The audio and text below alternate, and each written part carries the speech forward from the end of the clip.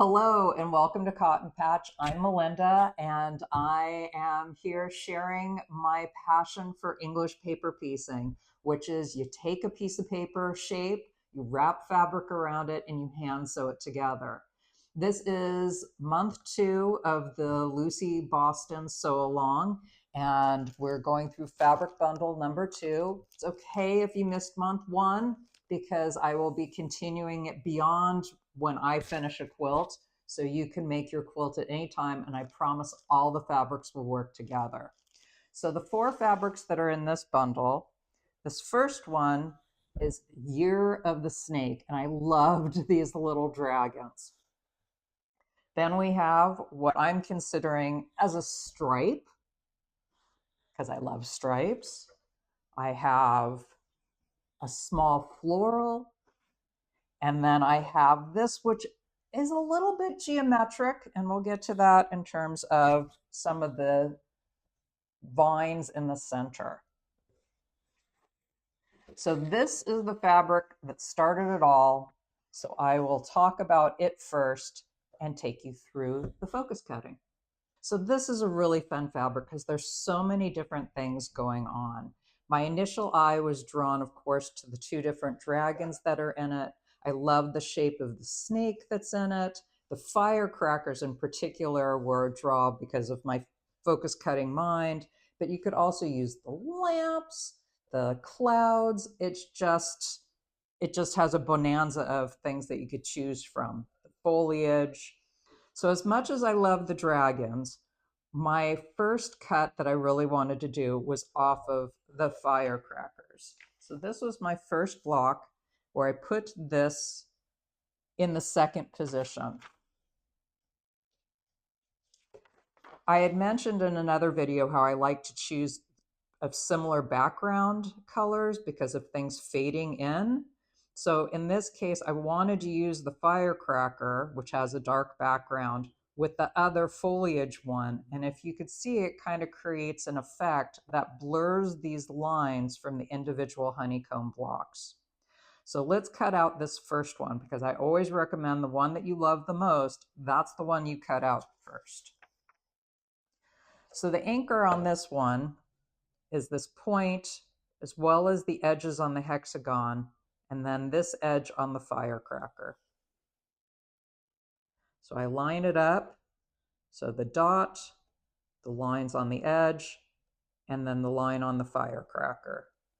I would outline it, cut it. Now again, if for some reason you're not seeing this on this side, you could flip the fabric over and it's very defined over here, and you could do the lines of the dot at the top with the lines of the hexie and then the line of the firecracker there. So I would cut out 4 of those here. And I'm okay with this white dot being here because I think it gives kind of a effect to it as well. So it doesn't have to be a perfect like navy and navy. It's okay if you capture that in. So that was my first favorite one. My second favorite one was a part of the snake. So that is here in the 4th position. So how I went about on that one, I didn't want the snake's head because, to be totally honest, snakes I find a little creepy. But I really wanted this question mark aspect of it. So I used the line from just below his head for one point, and then I framed the tail in it, and I wanted to make sure to get some of these flowers in there. So actually I moved it over even a little bit more. So here, so I've got this, I've got about 2.5 flowers, and I've got the line going through the center. So that is how I cut that one out. And there is no mirror image of this. So on this particular one, they're all going the same direction, kind of like a question mark. But I liked it. It kind of had a movement feel to it. Next up, I wanted the tail of the dragon. I thought it was just kind of cute. And I chose the first position. And so it creates kind of this swirly little center. But again, let's look at, I'm pointing out my imperfections on this. There is less blue here than there is there, but I'm okay with it. I think it's really kind of cute. Also, as a difference in the fabric, you're going to see that there are pink dots here. There are darker pink dots here. There's actually green dots here, and then back to the dark pink. So when I'm saying you're going to look at fabric in a whole new way, you're even within the same image that you think is identical in a piece of fabric, you're going to see like these small touches that the artist did. So let's look how to line up to get those. So I chose the tail on this dragon because it's got a lot of blue around it, as opposed to this dragon, which has a lot of other things going around its tail.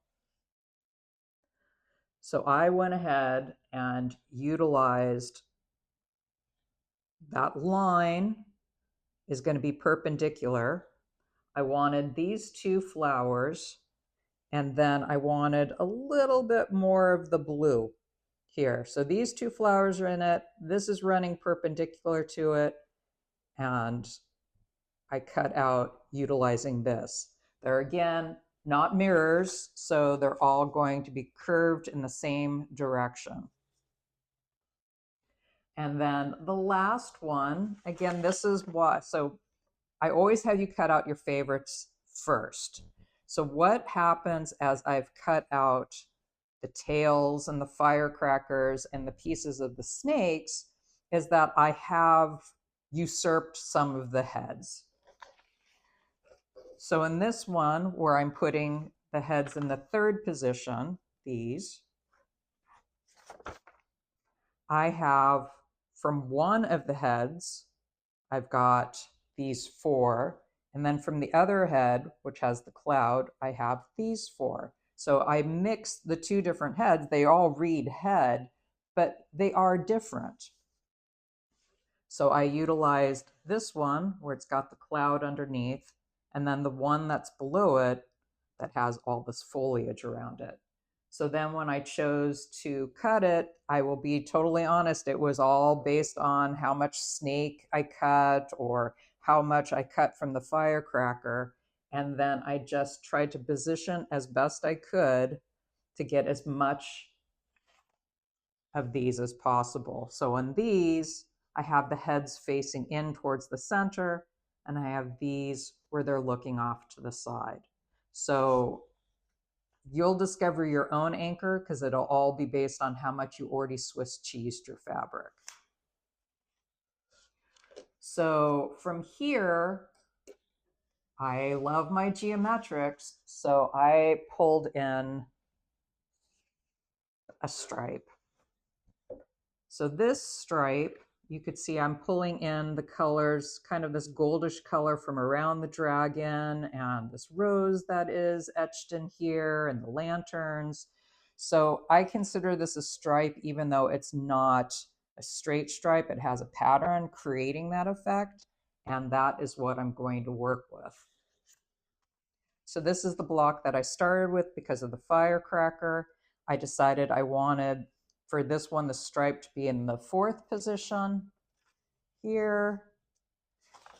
And I chose a vertical arrangement. Now, as my anchors, I did dot and used these stripes.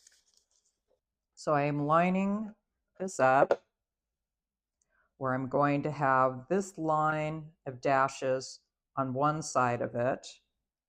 And then I'm going to adjust so I have the dot and the dot. If you want, you could remind yourself by doing dot, and that you have a little leafy thing in the center, and that'll help you when you're lining things up going forward, how it does. Now, here I did a mirror image of it. So you can't, I mean, you could just rotate it around, but then some of the fans would be going this opposite direction. So if you want to remind yourself, take out your pen again. You could do dot and fan. Take out your napkin or tissue. And then now you could align,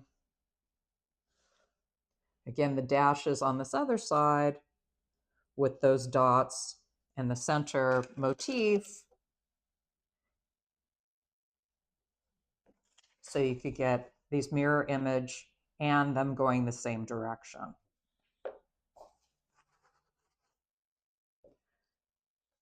Next up, you all saw me do the box shape before, but again, third position is the great place for the block, for the box.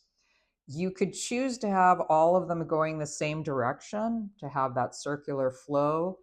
For whatever reasons, I decided I wanted them to go the same direction or merge into one another here. So let's go ahead and take out our handy dandy thing. And we're going to use these corner points with the dots to line it up. So we've got one corner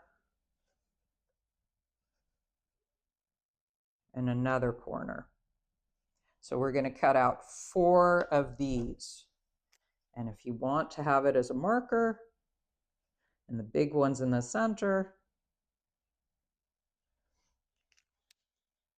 you use that. Now for the other one, again, take it out, mark the other side with the dot.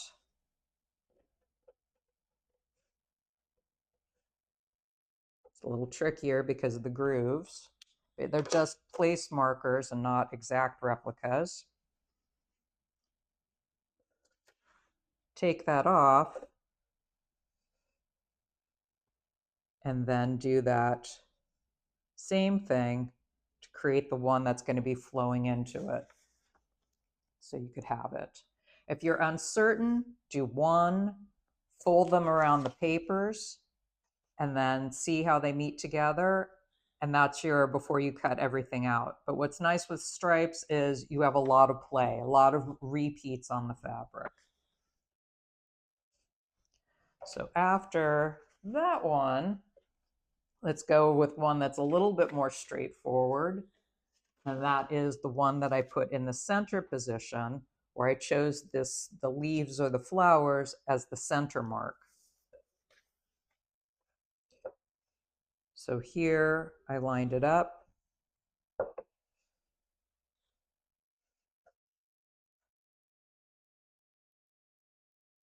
So I've got the base here, creating a straight line through to anchor it. And just above the dot, I have this little base of a leaf, which will show here, but it's a nice line and a nice place to anchor and line it all up.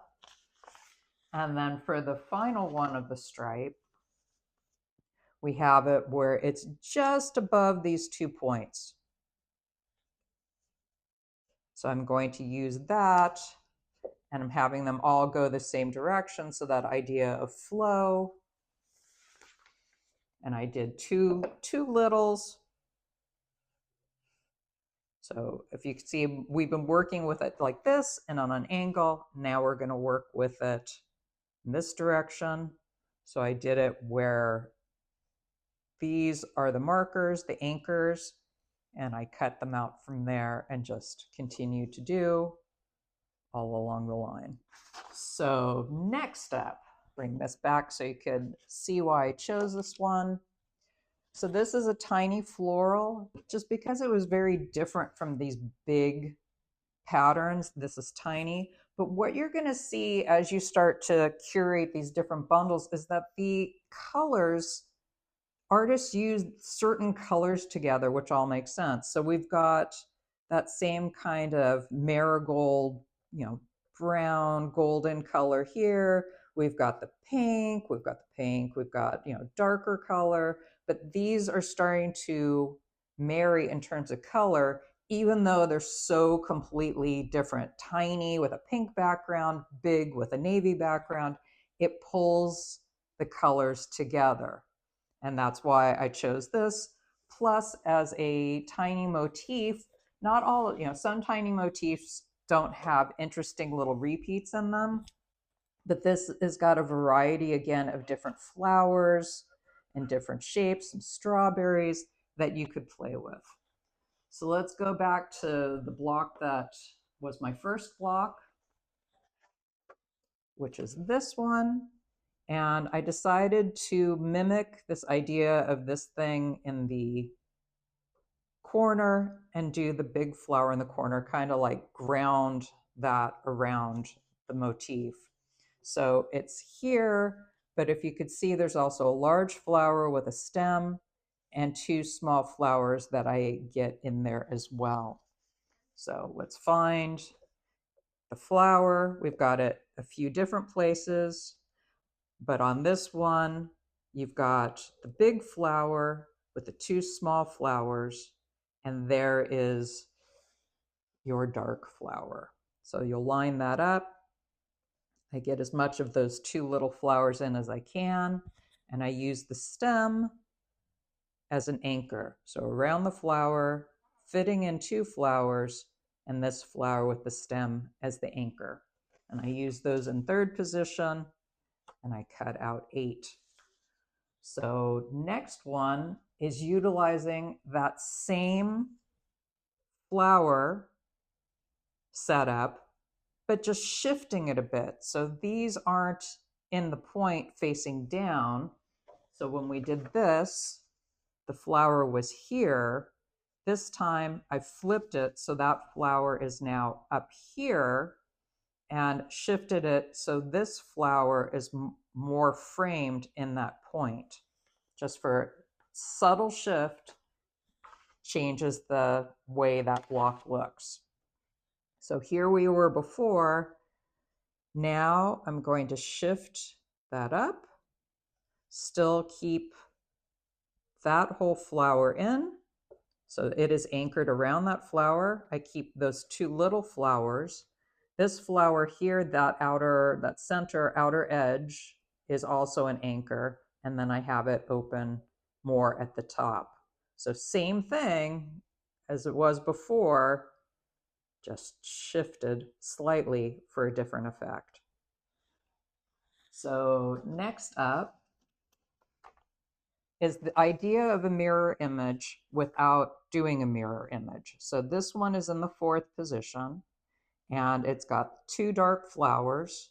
It's got that big flower again, but all of them are cut the same. It's just rotated. So you could see at these points, what's here is just a different variation on that. Same up here. So these are the same blocks, just rotated. So you'd cut out 8 of those. So what I do is I use these as an anchor. So I find where there are 2 of those dark flowers. I will line them up so they're both in there, and then also cut out a whole flower. You could also play with it because I use the strawberry. So the other one is this one. So almost identical except for 2 flowers, the big flower, and this time the center is the strawberry. So it could have been a leaf or it could have been the strawberry. So again, just the way you shift things gives you a slightly different block.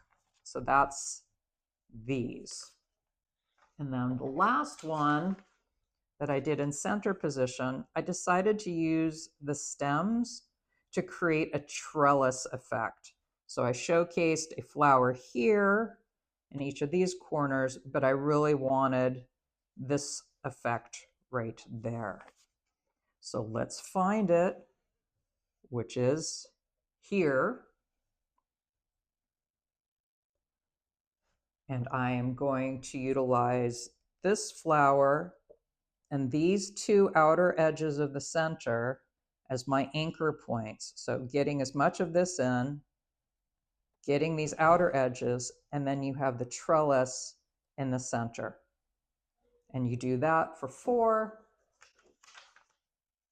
to create this one.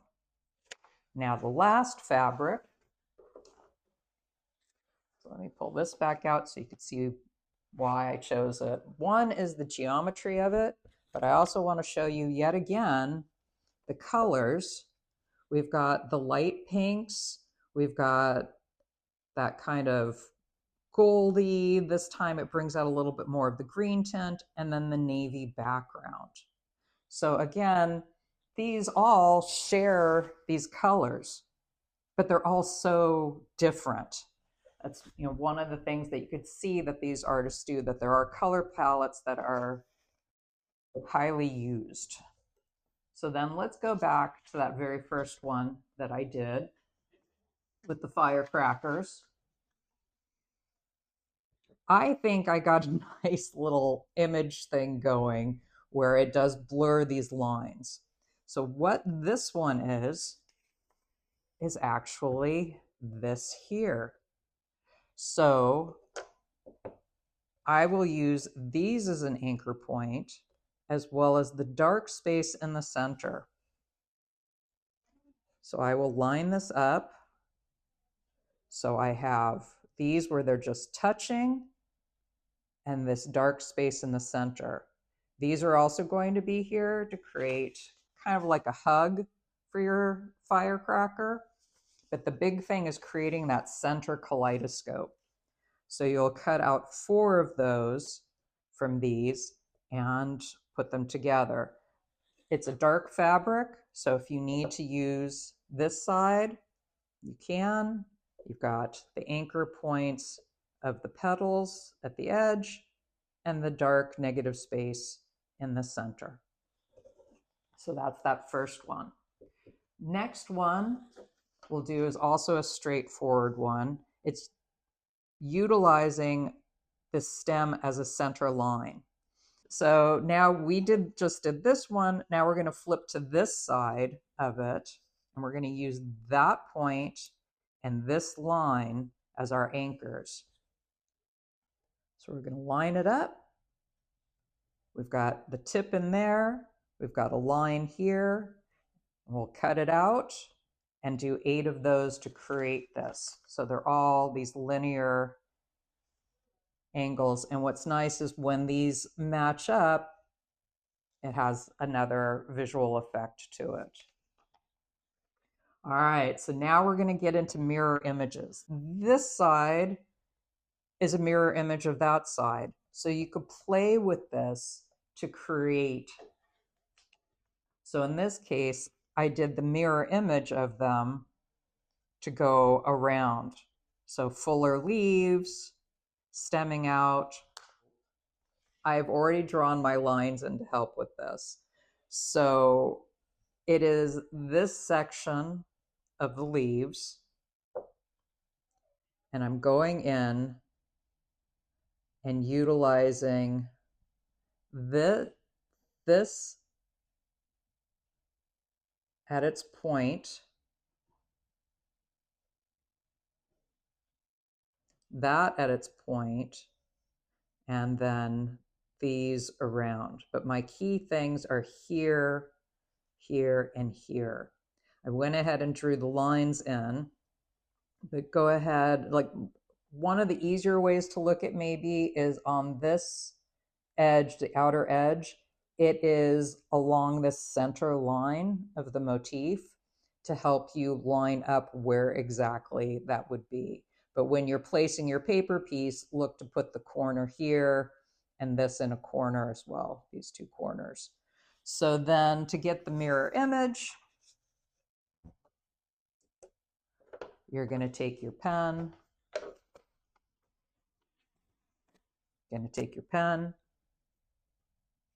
draw these lines.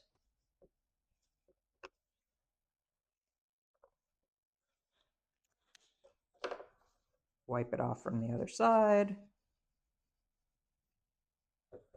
And do the mirror image of it. So again, you could use this as an outer center line. And you're going to use that in a corner and that in the corner and cut out to create this mirror that will flow in these different ways. So I have one more mirror image. So these 4 blocks, this one is the same as this one, but different, and same as this one, but I have an oddball in there just to show you, even when you do the mirror image, there may be some oddities. But for my anchor, I used the point in there. So I chose the point, had the stems coming off of it. Would help if I erased what I had from before, but the stem coming off of it and had the leaves go in. So there's not as clear definitive as an anchor, other than I wanted to have the leaves going around. All right, so that was bundle number 2, where now hopefully you're seeing how colors could be translated into different patterns to be brought together, maybe more familiarity with whole motifs on things, looking at mirror images of things. Again, repetition, pause, rewind. You'll get more comfortable over time. Still really new. And for those of you who are just joining us, then it's really, really new. But get your kit, start cutting, ask me questions. I'm here for you because I want you to share my passion. So happy creating, and see you with bundle 3.